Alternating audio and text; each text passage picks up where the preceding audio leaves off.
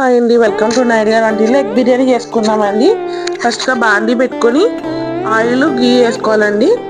వేసుకున్నాక మసాలా సామాన్ వేసుకోవాలి, జీడిపప్పు వేసుకోవాలండి.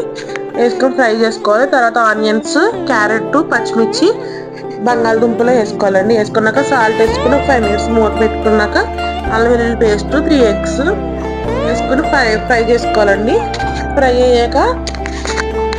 ఫ్రై చేసుకున్నాక మనకు వాటర్ వేసుకోవాలండి. ఒక గ్లాస్ బియ్యానికి 2 గ్లాసులు వాటర్ వేసుకోవాలి. గరం మసాలా వేసుకోవాలండి, ధనియాల పౌడర్, గరం మసాలా వేసుకుని పుదీనా కొత్తిమీర కూడా వేసేసుకుని బాయిల్ అవ్వాలండి. బాయిల్ అయ్యాక మనం నానబెట్టిన రైస్ ఉంటుంది కదా, అది వేసేసుకోవాలి. రైస్ వేసేసుకున్నాక మూత పెట్టాలి. చూడండి ఎలా పొడిపొలాడుతూ ఉందో బిర్యానీ.